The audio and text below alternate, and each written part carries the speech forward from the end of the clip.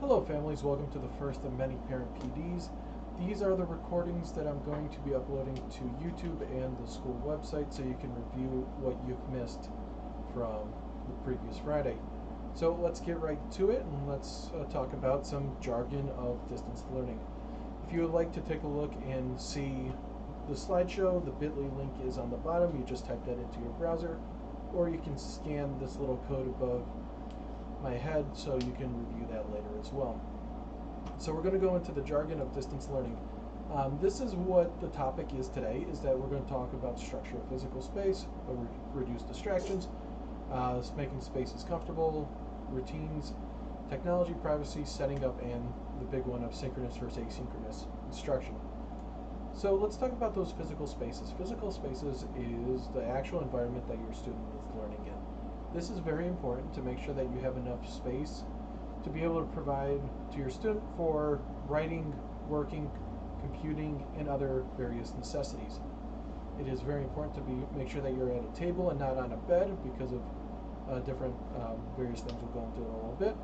But a coffee table, kitchen table, desk, and a hard surface is the most preferred and best place to be. Also, it's very important to have a strong internet signal. I know sometimes that if we have Wi-Fi and we have the internet hotspots provided by the district, that is totally fine. However, proximity is also very important as well. How far away from that device, it does mean a lot for what you are trying to do. So the farther away you are from where the internet and the Wi-Fi is coming from, the weaker the signal, which means the harder to connect. So if you're closer to the hotspot, or if you're plugged in for Ethernet with for your computer, that's also very important as well. So please make sure that you are in a good location. Also, be in an area where the child can be monitored. This is very important. Sometimes your child will say, "Oh, I'm doing my work," and you'll just need to pop your head in and say, "Just double check, figure out what's going on." Just be an area where having your child in an area where they can be monitored is also very important. Also, a very comfy chair. I know that we're going to be in this is sitting down for quite a few hours a day. That is normal. That is how it's going to be. So having a nice comfortable chair, pillow, a therapy ball, a medicine ball, some people call it, please make sure that you're using something that is comfortable. If we're just sitting on a bar stool or something where there's no back, it's very rigid and solid, it becomes uncomfortable, and through the extended amount of days, it will become difficult to sit on, and then we're agitated, and then learning is lost. Also, it's kind of like Goldilocks. You could have something that's very too hard, but then also you could have something that's a little too comfortable, which is like a bed or a couch. If we're on a bed or a couch, that is something where we do see that as relaxing, and also is something where it's not very easy to be able to work on if we're writing or working like that. So please make sure that the physical space is in a good location. Also, for families, please be mindful of what is on the wall behind you or of your child. Please make sure that this is just something to be careful about. This is not a direct warning or anything, but just be careful and notice what other people see inside your house. So I want to just let you know, there's pictures, people walking by, different decorative items. If you want to be aware of what is there, just please make sure that you are focused and seeing what is on that. So also, let's talk about reducing some distractions.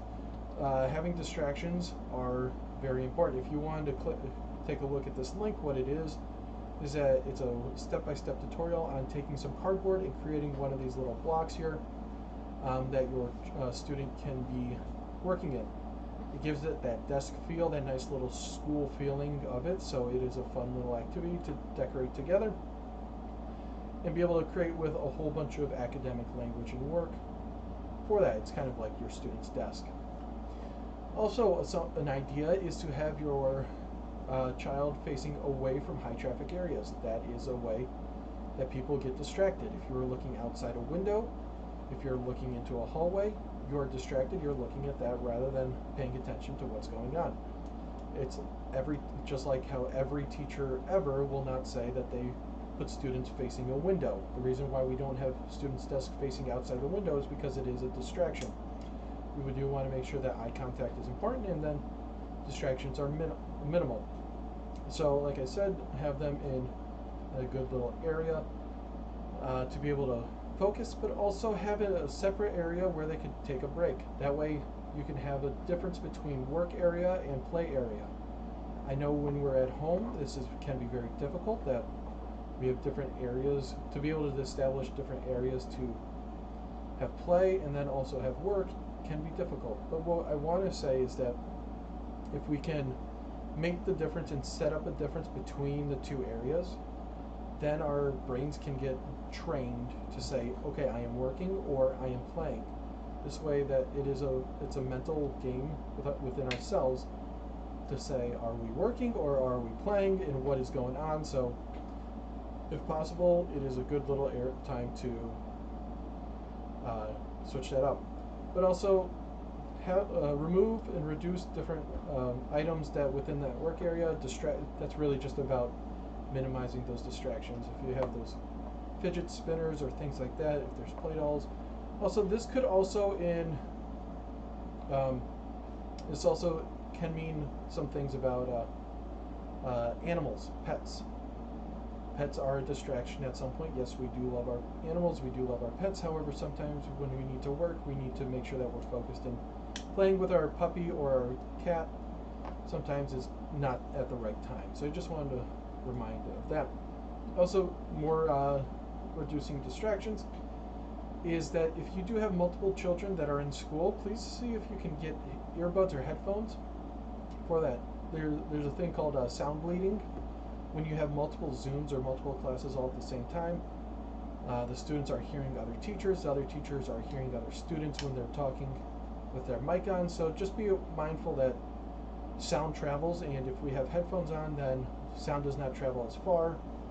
In other classes, other students don't have to hear other conversations. So that's so a good idea is to have headphones for all students that you have, but also have the TV and radio off because of that sound bleeding. If that is a distraction, to be listening to the music, or if we're watching news, we want to turn around and watch. But also another one that has come up is that be mindful of family member conversations where the child is in school. That means that if you bring up students' names, or if you have different, if you're just having conversations about the family, I know myself included, I'd be more focused in what's going on with my family than what's going on in school if my parents are talking about that. So if you are having conversations about your family or other things where you, relatives, things that people your child knows, have that somewhere in a different room, or also have that at a later time just to reduce that distraction and have them focused during work hours. Like I said, pets are a distraction. Please make sure that they have, if you can, have them in a different room. And also, if you have multiple students, create those dividers so they can have different areas to work in. The next part is making space comfortable. We will be doing this, we've been doing this for a while, and we're going to be sitting down for a while, so we need to make sure that we are comfortable in our space. A couple things of consideration are temperature, lighting, and noise are really important to consider. Also, the chair and the desk that we are sitting in is meaningful. Do they sit does your child fit in the chair? Is a booster or a cushion needed to make that happen? And also, is your students' feet dangling? So something that is underneath their feet to make sure that their feet are not dangling. The best way, or the best location, is that your knees are at a 90-degree angle with the floor. So just be something mindful of doing. And also about that lower back. Some people begin to have lower back problems, so that we want to make sure that we are supporting that lower back.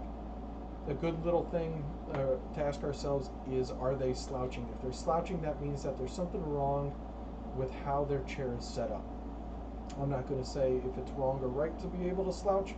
However, if that's how they're sitting, and that's how it works, that means that there is something wrong with how our space and chair and desk are set up. But also, let's make our space somewhat comfortable. Do we have the materials that we need? Do we have our school supplies, water bottle, and sweater if need be, not in the summer, but later in the year? Do we have everything within reach so we don't get distracted and walk away for a while to be able to grab those things? But also, do we have our work area personalized? When we have areas personalized, we are more willing to produce, and we are going to be more focused, and we're going to be happier. So if we have a happy little area, that is a nice little thing. If you put up schoolwork, photos of family, things like that, it just creates it in a happy little work environment. Just like if you work in an office, you have photos of your family, of your kids, your pets, sports teams, things like that, where it gives you your nice little happy place in that. So this should be considered the same thing. But also, like I said, that Goldilocks model, something should be comfortable, not too comfortable, and also not too rigid. So you just want to make sure with that again. Another important thing is to make sure that you are establishing a schedule. With a schedule, because we are at home, it is hard to be able to determine what is work time and also what is school time. So we want to make sure that we are doing both of that. So my first suggestion is to make a personal schedule. When you make up a schedule and you train yourself, then you're able to follow it a lot better. Make sure that you have a routine for brushing your teeth, waking up, going to bed, taking a shower, getting dressed. Please make sure that your child is in school required dress clothes. If you want to wear your school uniform, that is personal choice. However, please make sure that all students are adhering to the dress code that is given by the school. Also, make sure that you're eating a nice healthy breakfast. But also see that if you can check in with your child, see what they need to get done, how are they feeling, because that is also very important as well, having that personal conversation. We've become a little bit distant with each other because of everything going on, but we want to make sure that we are being well connected with each other at all times. But also, another big thing is to clean up. When you're done with school, put it away. Don't worry about it. Put it away. Because when you do that, it triggers your brain saying, okay, I am done with work time and now I'm doing playtime. One big thing that we've been seeing is that we need to make sure that we plug in the Chromebook to recharge. Please make sure that your Chromebook is recharged every night or charging overnight to make sure that you are prepared for your child is prepared for the next day. That is super important with that. But also have that family schedule. Other than having your school schedule, also have that family schedule. Like I said, we've become distant. Let's bring it back together and let's make sure that all family members are combined with this again. So a couple of things, make sure that you have luncheon opportunities for regular exercise. I know our PE department's doing a great job with that, but please make sure that you are exercising as a family as well. Also, a good break is to have all family members' schedules, something that all family members are able to attend. Whether that might be reading a book, drawing, playing with Legos, playing some games. That's a nice little quiet break, but also then we have a movement break where we can go around, dance, run around, play some games, more games. Just have an idea of having quiet breaks and moving and loud breaks. But then also the big one is to build in screen-free hours throughout the day. We've been staring at screens for a couple hours a day now. Let's take a break from that. Yes, video games are fun for some kids and adults. However, think of having some screen-free time, because we do stare at the screen a lot more than we used to. So just keep that in mind as well. A couple of different things for technology and support. The Information Technology Services, they're doing school site depots. So Mondays, Wednesdays, Fridays. Here is the current schedule. It does change every so often, so please be aware if an email gets sent out about changing that. What they can do is support anything with Chromebooks, iPads, hotspot. We don't have any iPads, but they can take care of Chromebooks, hotspots, and other different information. If you do have any questions, you can send an email to eshelp@psusd.us for TK through 5th grade classes, or you can send it if you're in a middle school student for mshelp@psusd.us. That way you can ask the questions before going on.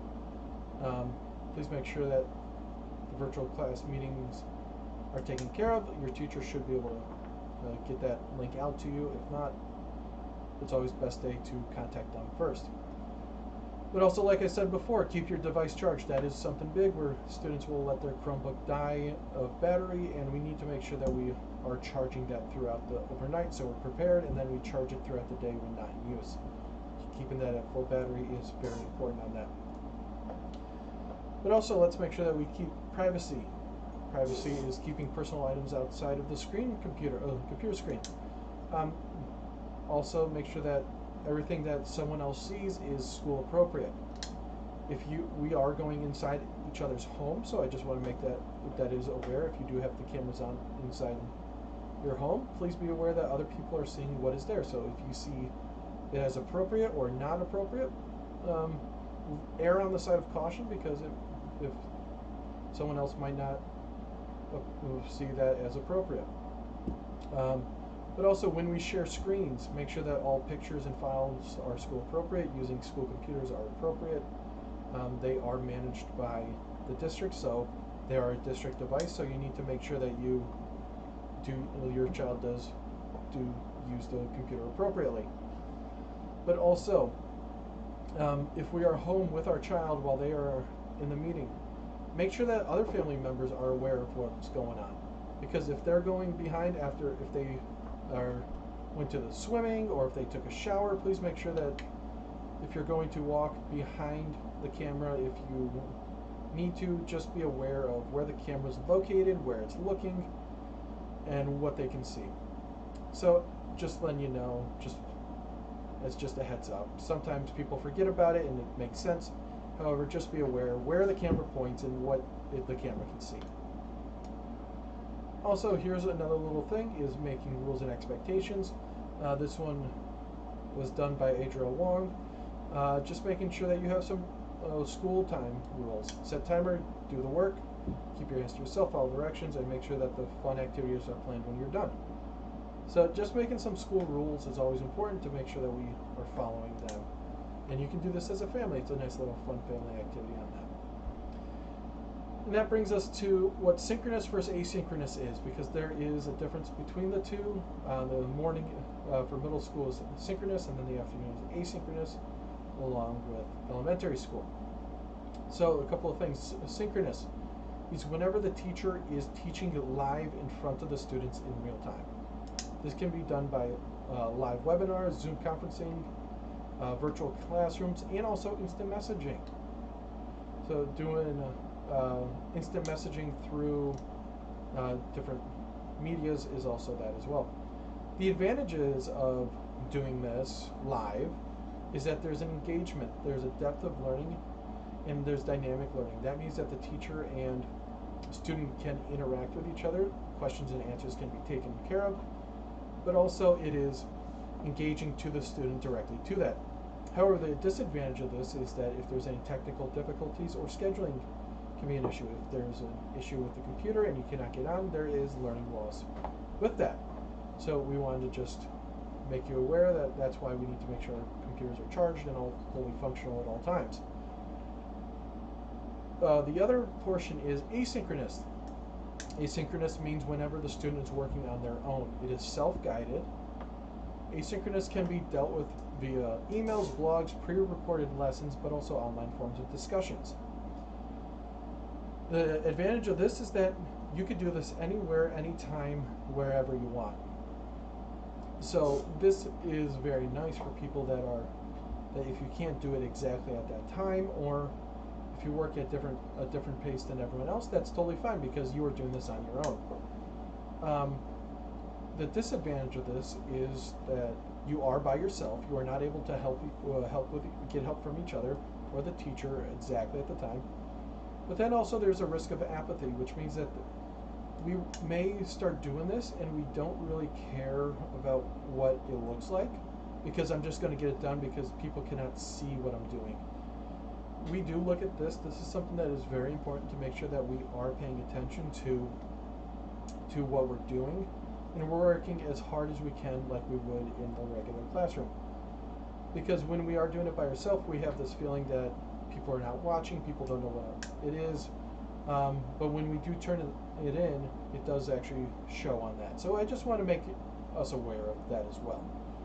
So I'm not going to go into greater detail about that, but I did want to share that we do have those terms, two terms, synchronous versus asynchronous, and a little bit of advantages and disadvantages on that. I do want to say thank you for joining us on this one. This was about a 20-minute video. We will be doing one of these for every single parent PD that we have. These are on Fridays at 1 p.m. If you would like to join us, it is a live synchronous lesson where parents are encouraged to join, so I'd love to see you at the next one. Thank you and have a wonderful day.